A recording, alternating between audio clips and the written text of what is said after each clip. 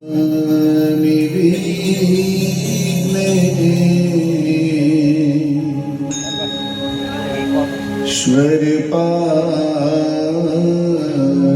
पंकजम्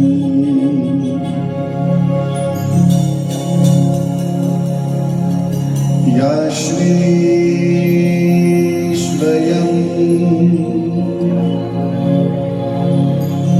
शुकृतिनां भवनेश्वरलक्ष्मी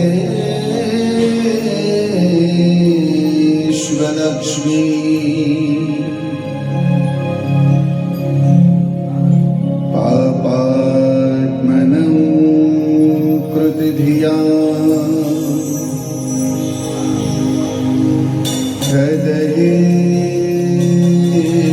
हृदयेषु बुद्धि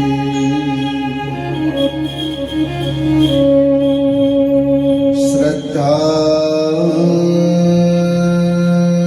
सता कुलजनं प्रभवस्य लज्जा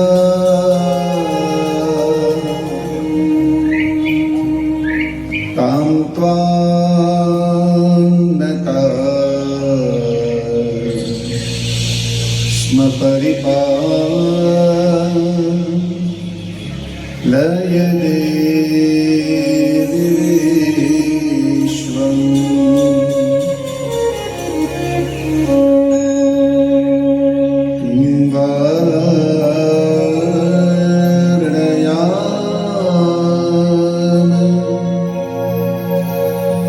तव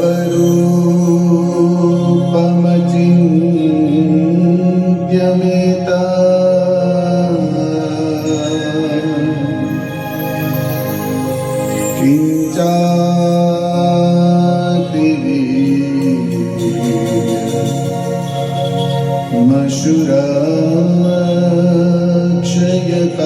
मशुराक्षयकारि भूरि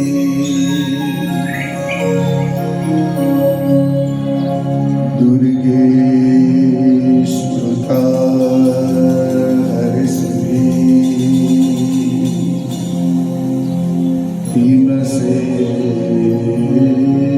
भीमसेनशन्तु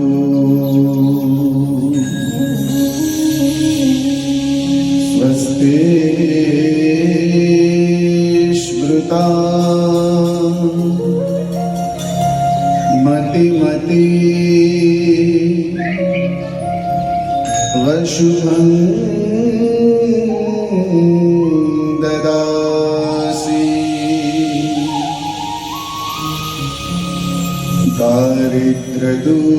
दारिद्र्यदुःखभयहा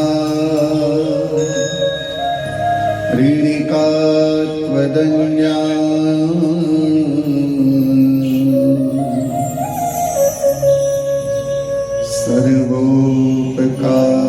सर्वोपकारिणा सदा द्रचिता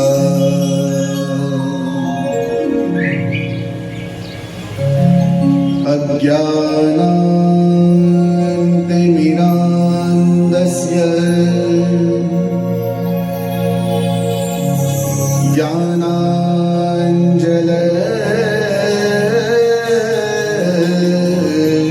ज्ञानाञ्जलशलाकया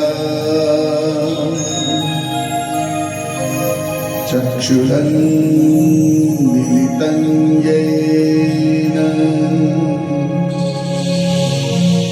तस्मै श्रीगुरवे नमः।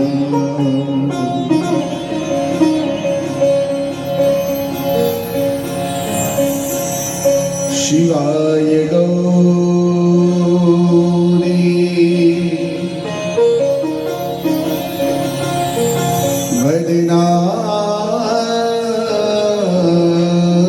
वदनाब्जवृन्दः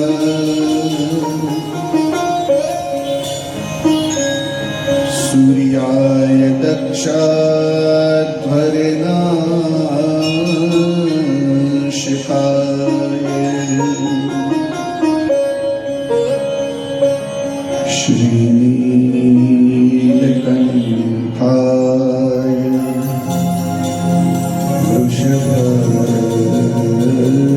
वृषभध्वजाय तस्मै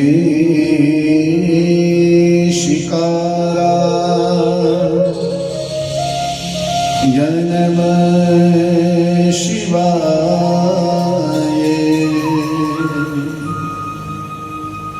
तस्मै शिकाराय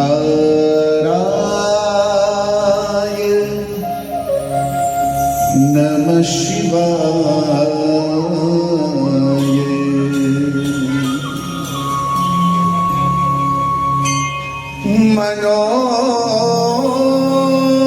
मनोजवं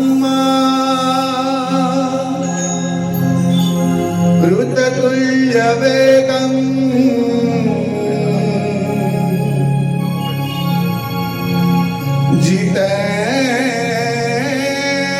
जितेन्द्रियं बुद्धिमतां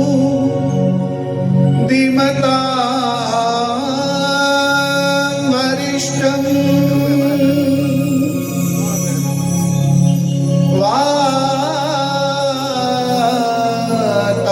वातात्मजं वा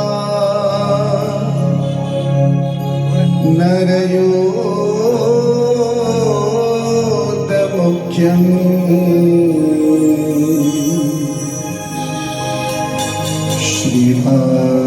श्रीभानुदूतं शरणं प्रपद्ये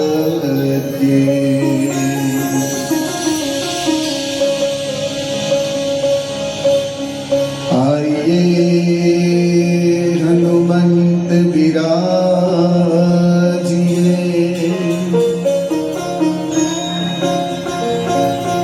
कथा कहूँ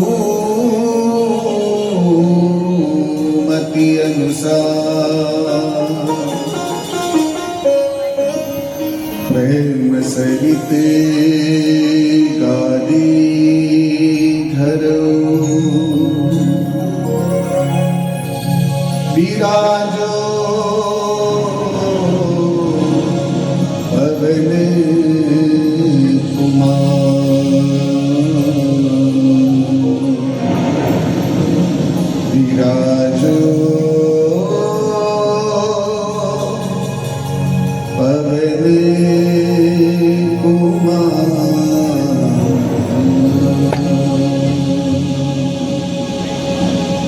बोलिए अम्बे मात की जय, जगदम्बे मात की जय,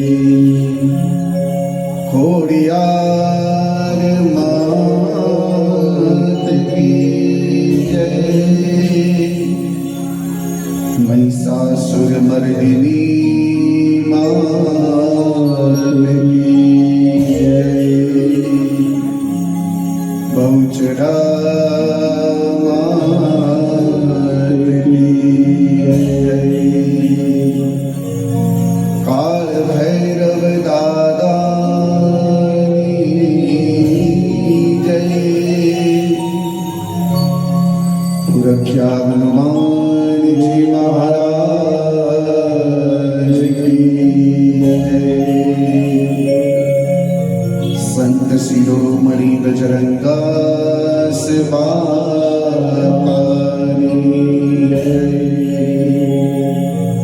बगड़ेश्वर महादेव की जय, ओ नमः पार्वती पतये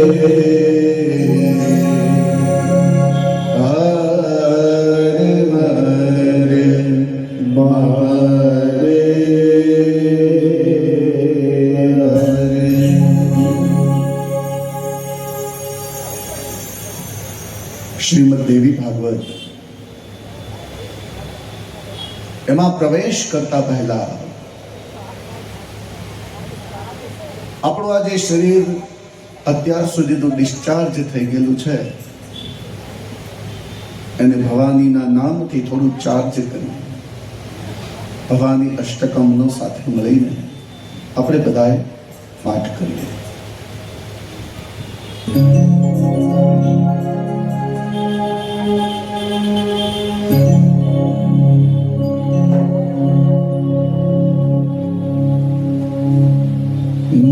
નતાતો ન માતા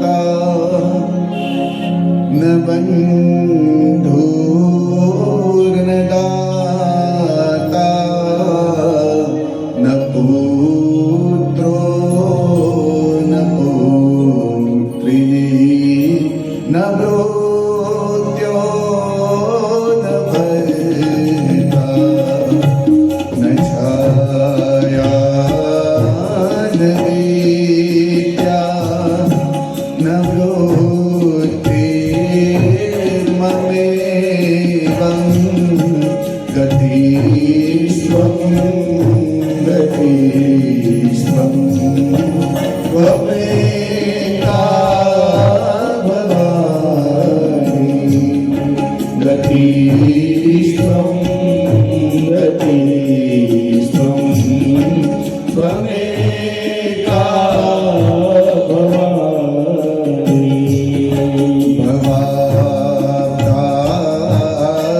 ભવાબ્દાગપારે મહાદુઃખ બેરો પપાત પ્રકામી પ્રદો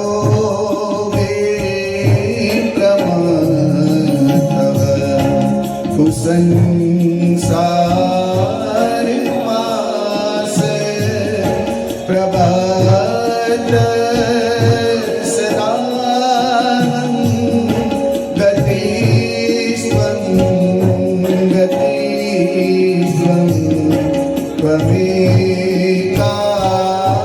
ભવાની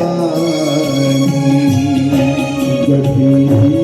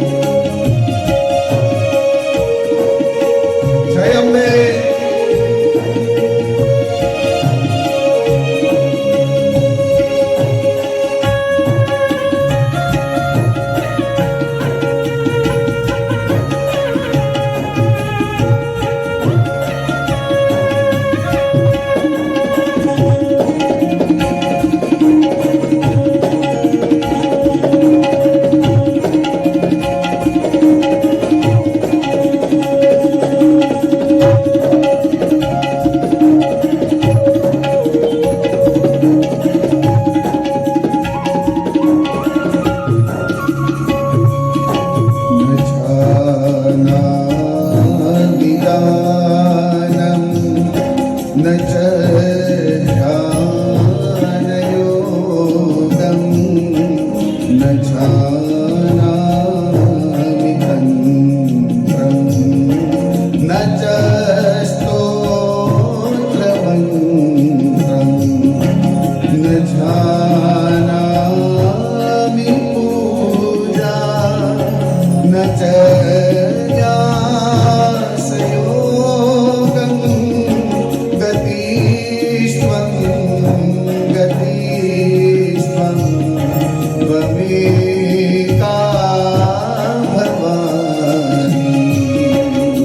ગતિસ્ત્વં ગતિસ્ત્વં ત્વમેકા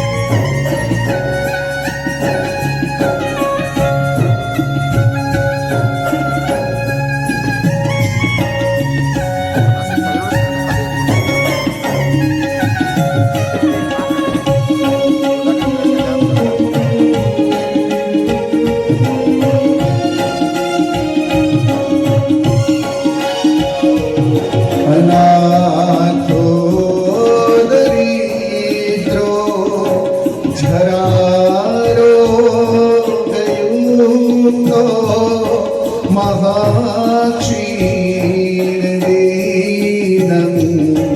सदाचार्यवक्त्रं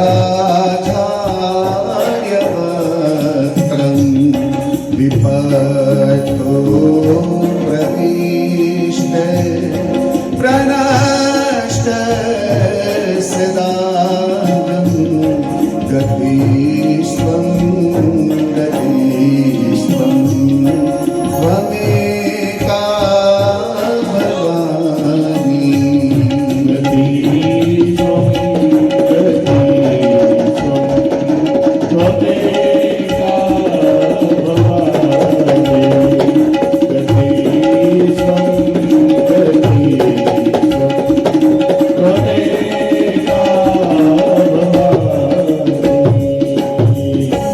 इति श्रीमद् शंकराचार्य विरचितं भवान्यष्टकं भगवान देवी भवानी चरण कमले समर्पितमस्तु।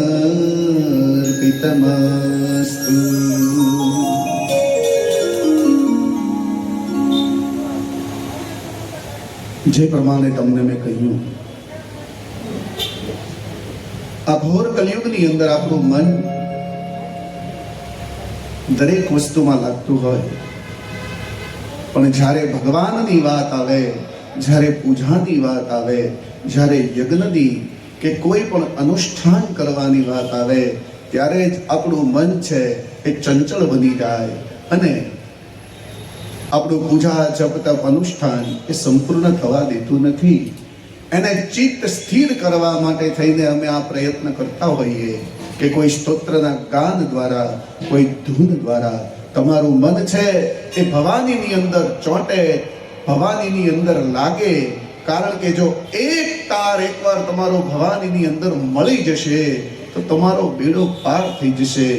એ ભાવના સાથે આવો નિયમ પ્રમાણે આપણે ફરી પાછા એ જગદંબાને યાદ કરીએ.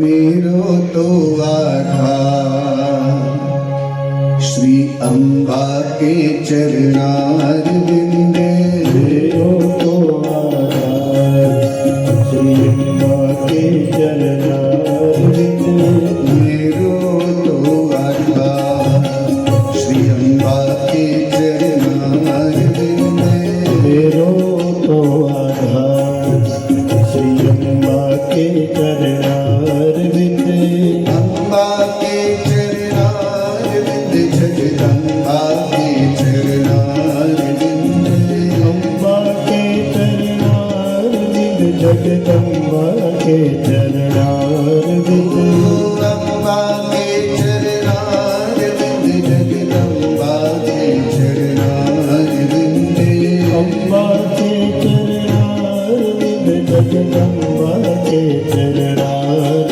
बिंद, मेरो तो आधार उड़ल के चरणार बिंद, मेरो तो आधार उड़ल के चरणार बिंद, मेरो तो आधार अम्बा के चरणार बिंद, मेरो तो आधार श्री अम्बा के चरणार बिंद.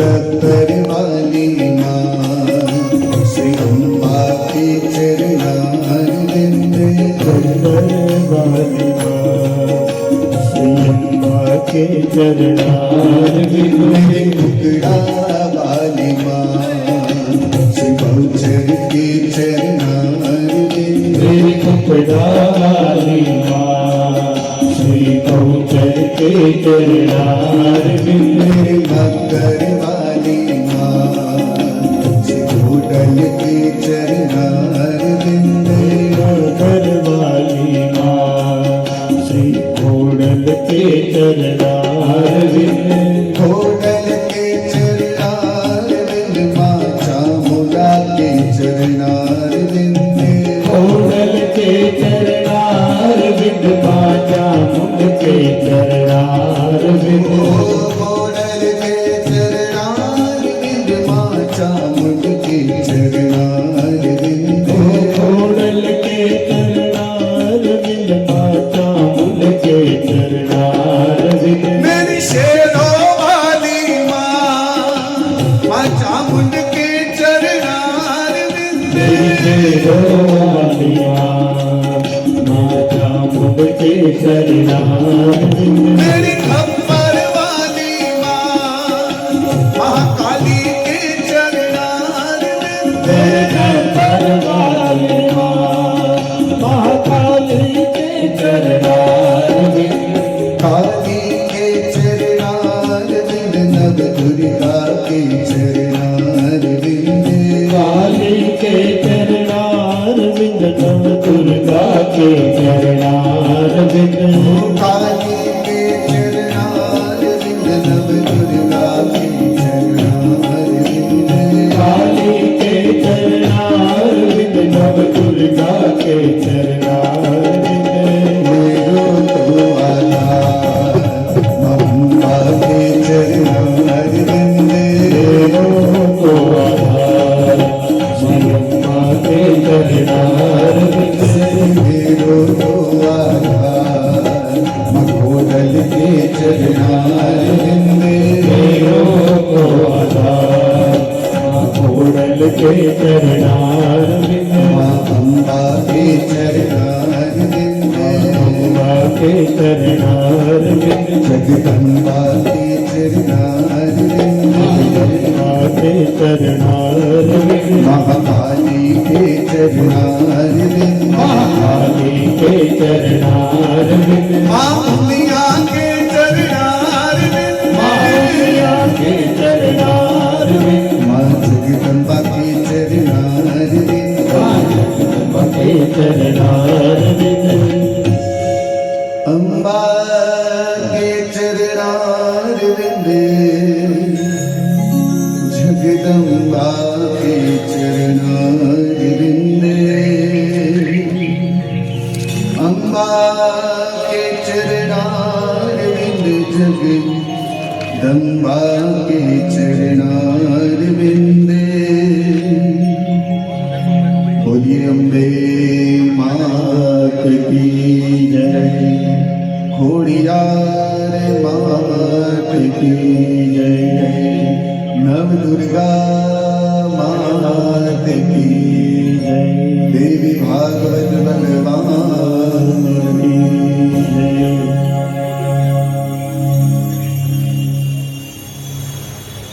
માં જગદંબાના ચરણોમાં વંદન કરું છું. આપ સૌ શ્રોતાજનો અહીંયા વિરાજમાન છો. તમારા હૃદય કમળની અંદર વિરાજમાન માં જગદંબા, કૃષ્ણ, એ રામ, એ દરેકને મારા વંદન છે. દરેકના ચરણોમાં મારા કોટી કોટી વંદન.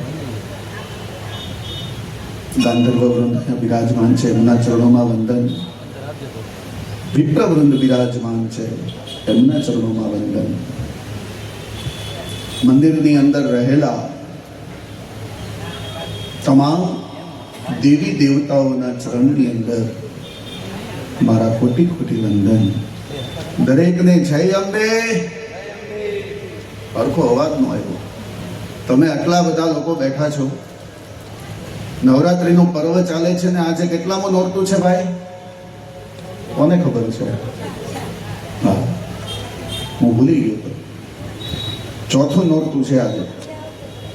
તો એકવાર માતાજીનો પડકારો આમ વ્યવસ્થિત થવો જોઈએ. જો જેવો તમારો પડકારો હશે ને એવી અહીંથી કથા થશે. સૌથી પહેલા તો એ કહો, મારો અવાજ તમારા સુધી બરાબર આવે છે ને? ક્લિયર આવે છે? બધું સરખું સંભળાય છે? તમને ચોખ્ખું સંભળાય છે? પાક્કું ને? તો હવે મને ખબર પડશે તમારો જેવો પડકારો થશે એવી આજની કથા થશે. બોલીએ ખોડિયાર માત કી. વાહ વાહ. છાગો તો છો એટલે વાંધો નથી. તો આ શ્રીમદ દેવી ભાગવત મહાપુરાણ એમની આપણે ગાથા ગાવા માટે બેઠા છીએ. ચતુર્થ દિવસ. આજના દિવસે આપણે સૌ સાથે મળીને જગદંબાની આરાધના કરીએ, એક જગદંબાને યાદ કરીએ અને સાથે મળીને એ ભગવતીનું આપણે સૌ ગુણગાન ગાઈએ. ગઈકાલે આપણે જોઈ ગયા અતિશય ભયંકર રાક્ષસ એવો મહિષાસુર, માતાજીએ એનો વધ કર્યો છે. આ મહિષાસુર માયાવી રાક્ષસ હતો.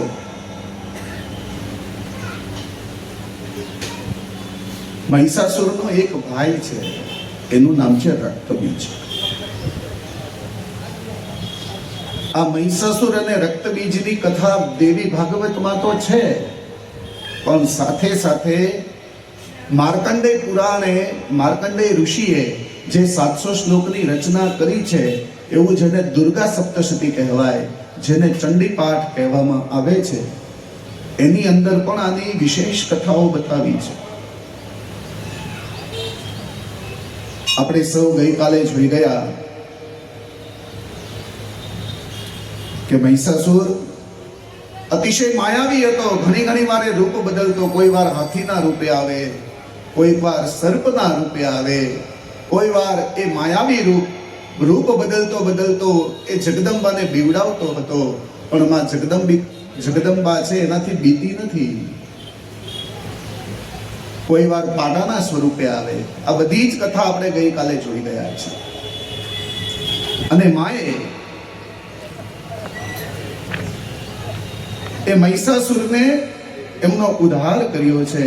એ મહિષાસુરનો માતાજીએ વધ કર્યો છે. આ મહિષાસુરને પરમ ગતિની પ્રાપ્તિ કરાવી છે. આ દરેક કથા આપણે ગઈકાલે જોઈ ગયા છીએ. ત્યારબાદ જેના સ્થાનની અંદર આપણે બેઠા છીએ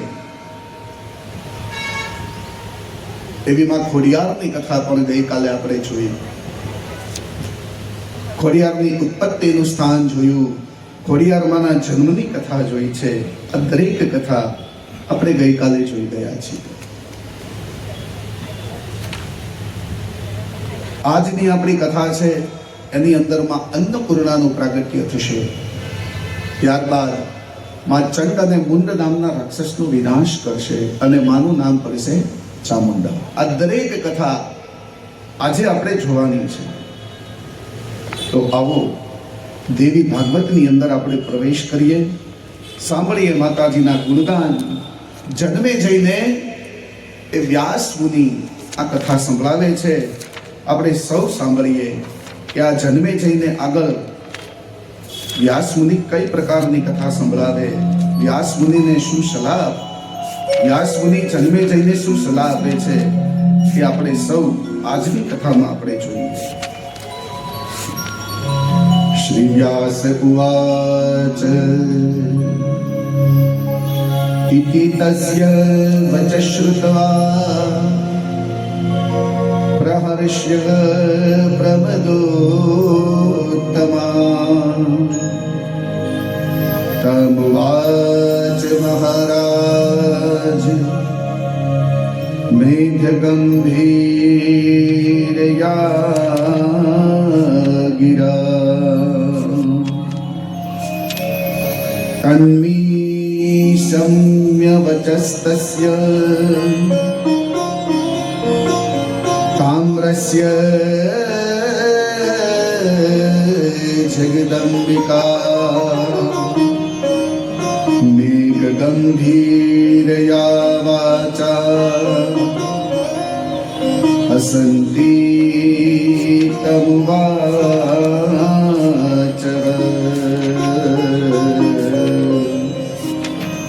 સંતી કર્મવાચ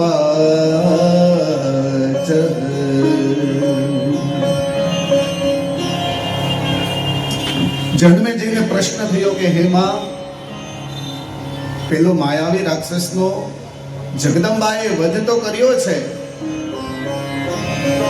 પણ સાથે સાથે એ પહેલા એ મહિષાસુરે જગદંબાની સાથે કઈ કઈ મંત્રણાઓ કરી કે મને થોડું સમજાવો. આપણી પાસે થોડો ગઈકાલે સમય ઓછો હતો એટલે મેં તમને આ એક પ્રસંગ કીધો નથી, પણ મેં તમને જે પ્રમાણે કીધું છે કે બને એટલી સરળ ભાષાની અંદર હું એવો પ્રયત્ન કરીશ કે આ કથા તમને સરળતાથી સમજાય. કારણ કે આની અંદર એટલું બધું તત્વજ્ઞાન છે કે કદાચ જો હું તત્વજ્ઞાન પ્રમાણે હું કથા કરીશ તો કાલથી આ મંડપ ખાલી થઈ જશે, તમે કોઈ આવશો નહીં. એટલે સરળ ભાષાની અંદર તમને સમજાય એ રીતે તમારા સુધી આ કથા પહોંચાડવાનો હું પૂર્ણ પ્રયત્ન કરું છું. વ્યાસજી કહેવા લાગ્યા છે કે હે જન્મેજય, દેવીઓનું આ પ્રમાણે વચન સાંભળીને દાનવરાજ મહિષાસુર એ કામાંડ થઈ મધુર વાણીથી એ મીઠા શબ્દમાં ભગવતીને કહેવા લાગ્યો છે કે હે શ્રેષ્ઠ કેળવાળી, વિષ્ણુ શંકર આદિ સર્વે જે લોકપાલો છે એને જીતી લઈશ અને આ કોમળ સર્વાંગ સુંદર પુરુષ માત્ર એ મોહ પમાડનારી તારા જેવી સ્ત્રી એની ઉપર પ્રહાર કરવામાં મને ડર લાગે છે, કારણ કે તું તો કેટલી અતિશય સુંદર છે. આવું વાક્ય મહિષાસુરમાં જગદંબાને કહે છે.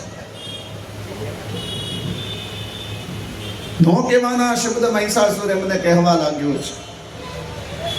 આગળ એ પણ કહ્યું કે તારા નેત્ર કેવા કમળ જેવા નેત્ર વાળા છે, કમળ નયની છો તું, તમારી સાથે મારે યુદ્ધ કરવું યોગ્ય નથી લાગતું. એક કામ કરો માં, તમે મારી સાથે લગ્ન કરો.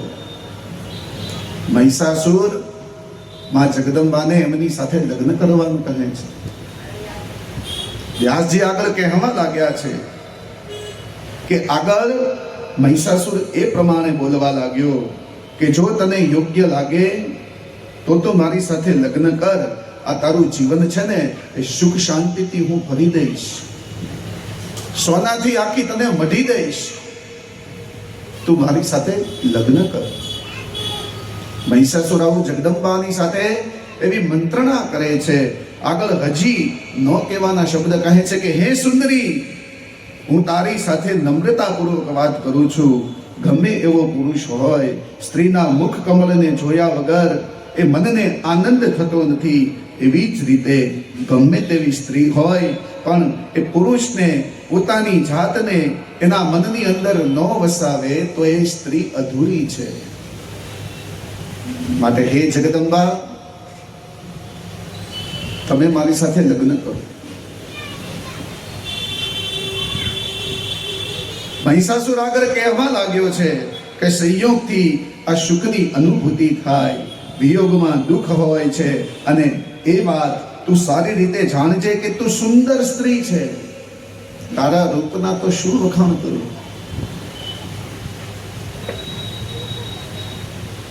તારું રૂપ અતિશય સૌંદર્યવાન છે, તું તો બહુ સૌંદર્યવાન છો. તારા રૂપને જોતા સ્વયં કામદેવ પણ તારી પાસે ઝાંખા પડે છે, એવું તારું સૌંદર્યવાન સ્વરૂપ છે. હજી કહું છું, માની જા, તું મારી સાથે લગ્ન કર. આગળ હજી એ બોલે છે મહિષાસુર કે હે પ્રિયવાસી, મધુરભાસી, કોઈ શત્રુએ તને ગુમરાહ કરી લાગે છે, એથી આ તારી બુદ્ધિ છે વિપરીત થઈ ગઈ છે. ઓ સુંદરી, હવે તમે તમારો આ હઠાગ્ર છોડી દઈ ઉત્તમ તમે કાર્ય કરવા માટે તત્પર થઈ જાઓ. જો તું મારી સાથે લગ્ન કરીશ તો આપણે બંને જણા સુખથી રહેશું, આપણું જીવન એકદમ સુખમય ચાલશે. વિષ્ણુની શોભા જેમ લક્ષ્મીજીથી છે, બ્રહ્માજીની શોભા જેવી રીતે સાવિત્રીથી છે, શિવજીની શોભા, પાર્વતીની શોભા, ઇન્દ્રની શોભા ઇન્દ્રાણીથી છે, એવી જ રીતે આ પતિએ સ્ત્રી માત્ર એ પોતાની શોભા છે. જે સ્ત્રીના જીવનની અંદર પતિ ન હોય એ સ્ત્રી એની વગર અધૂરી છે.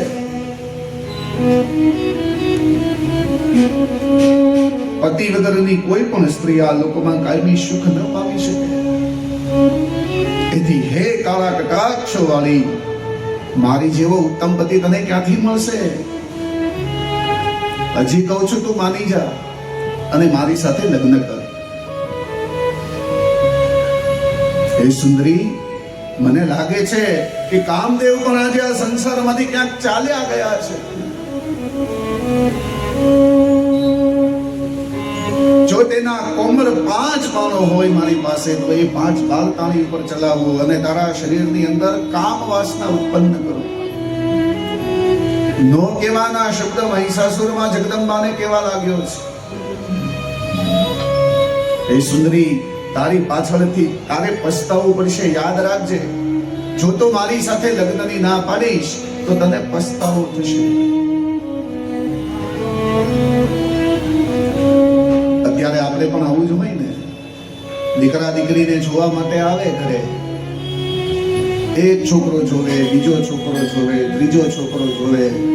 પછી દીકરી ના પાડે લગ્ન કરવા માટે, અથવા દીકરો ના પાડે લગ્ન કરવા માટે, તો આપણે એને એવું કહીએ કે ભાઈ આ તો આપણે હમણાં ઘર જોયું તો એ તો કેવું સારું હતું, દીકરી તો કેવી સરસ મજાની હતી, ગુણવાન દીકરી હતી.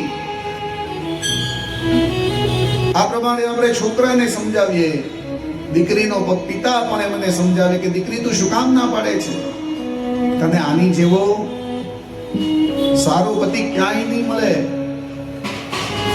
જો પહેલાના જમાનાની અંદર છે ને, જ્યારે લગ્ન થતા ને ત્યારે એનું કુળ જોવામાં આવતું.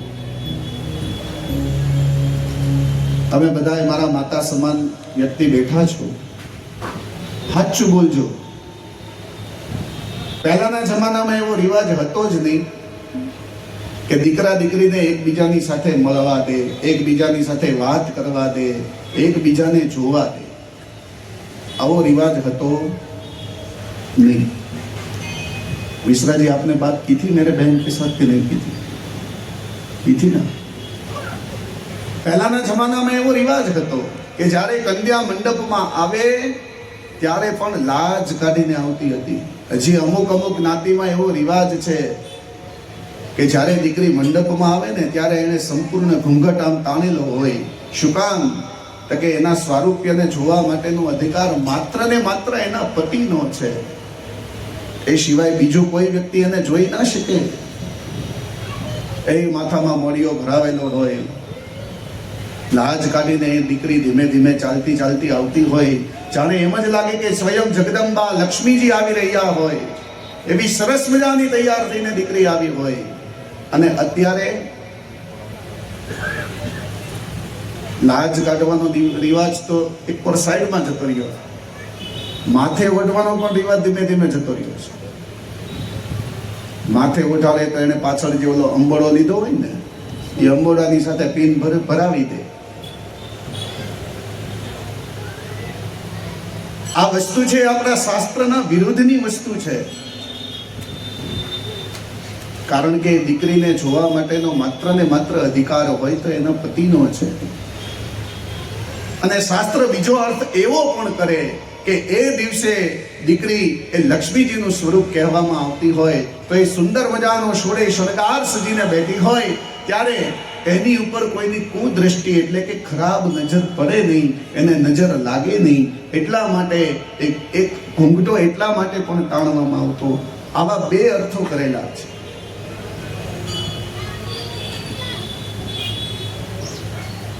બધા જ રિવાજો ધીમે ધીમે લુપ્ત થતા જાય છે. અત્યારના યંગ જનરેશનને એ ખબર નથી હોતી કે મોડિયો કોને કહેવાય. હમણાં અમારે 1 મહિના પહેલા મારે લગ્ન હતા. દીકરીને મેં એવું કીધું, બેન તમારે મોડિયો નથી નાખવાનો. મને કે પંડિતજી શું કહેવાય? મને કાંઈ એવી ખબર પડતી નથી. સાચું બોલજો, મોડિયો ક્યાં પહેરવાનો હોય? માથામાં હોય ને. અત્યારના વ્યક્તિ કમરમાં ભરાવી દે છે. કમરમાં તો ઠીક, હાલો છેડાછેડીની હારે બાંધી દે છે. તમને ખબર છે મોડિયો પહેરવાથી શું ફાયદો થાય? ખબર છે તમને કોઈને? અત્યારના લગ્ન એ માત્ર ને માત્ર અડધી પોણી કલાક 45 થી 1 કલાકમાં તો લગ્ન પૂરા થઈ જાય છે.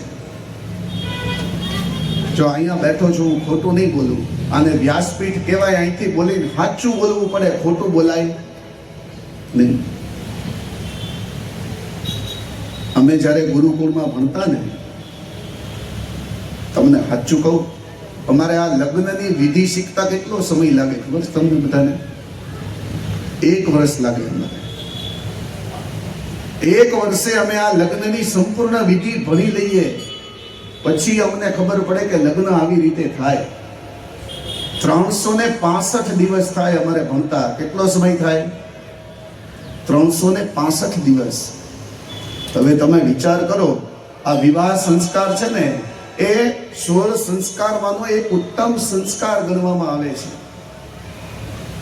હવે અત્યારે અમે લોકો જઈએ, હસ્તમેળાપનો સમય 10 વાગ્યાનો હોય, 11 વાગ્યાનો હોય કે 11:30 વાગ્યાનો હોય, પણ સાચું બોલજો, અત્યારે એકેય હસ્તમેળાપ સમય તો સમય થાય છે ખરી? અમે ત્યાં જઈએ ને એટલે પછી છેલ્લે વરરાજા આવે, નાચતા કૂદતા એ ડીજેની સાથે આવે, અને છેલ્લે અમને જેવું કે દાદા હવે એક કામ કરો ને, કલાકની વિધિ થતી હોય તો અડધી કલાકમાં પૂરી કરી નાખો ને. એવું કંઈક કરીએ તો આપણે તમતાર દક્ષિણા વધારે લઈ લેજો. એટલે અમારે એને એવું કહેવું પડે, ભાઈ આ તારી જિંદગીનો સવાલ છે.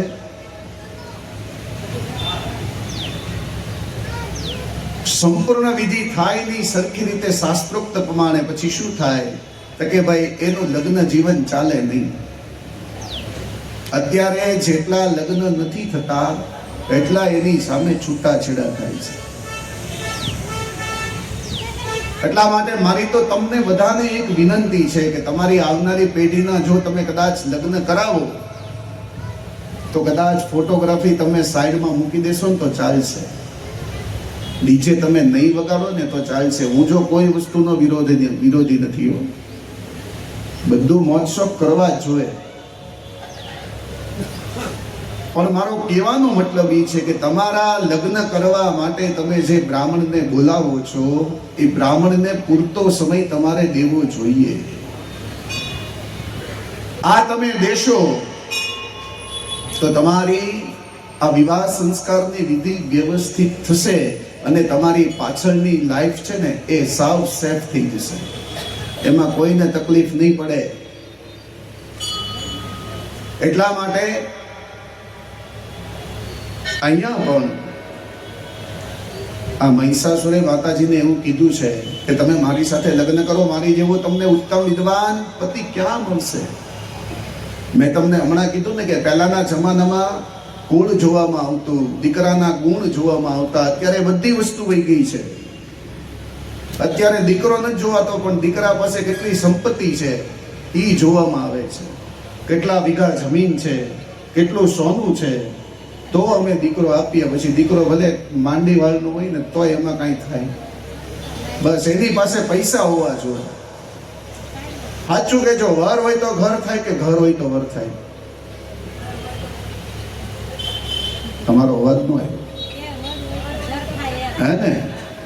સારો છોકરો હોય ને તો એ એક ઘર નહીં પણ 10 ઘર ઊભા કરી દે. પણ જો એ છોકરામાં કાંઈ લેવા જેવું ન હોય તો એ 10 ઘરનું એકેય ઘર રહેવા દે નહીં. અહીંયા પણ મહિષાસુરે માં જગદંબાને કીધું છે કે મારી જેવો સારોગ્યવાન વ્યક્તિ તને ક્યાં મળશે? મારી સાથે હજી કહું છું તું લગ્ન કરી લે.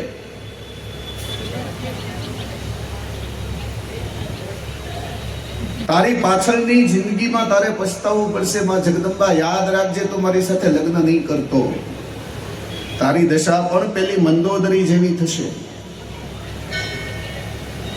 તેના પણ અતિ પ્રમાણે જે પતિ મળ્યો હતો છતાં પણ એને અસ્વીકાર કર્યો. અને જ્યારે એ કામ પીડિત અને મોહથી વ્યાકુળ ચિત્તવાળી થઈ ત્યારે એને એક સઠ પતિને એના પતિ તરીકે સ્વીકાર કર્યો હતો. આવું મહિષાસુરમાં જગદંબાને કહ્યું છે. વ્યાસજી આગળ કહેવા લાગ્યા છે, ઇતિ શ્રુત્વા વચસ્તસ્યં દેવી પ્રપચ્છેદાનવમ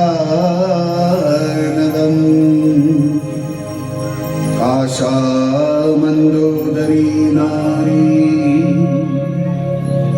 કસ્યોત્યંતા નૃપસ્તયા.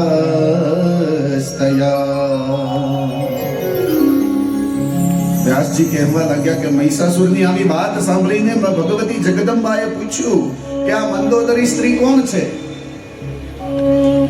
એ કયા રાજાને એમણે ત્યાગ્યો હતો? એ કોણ હતો?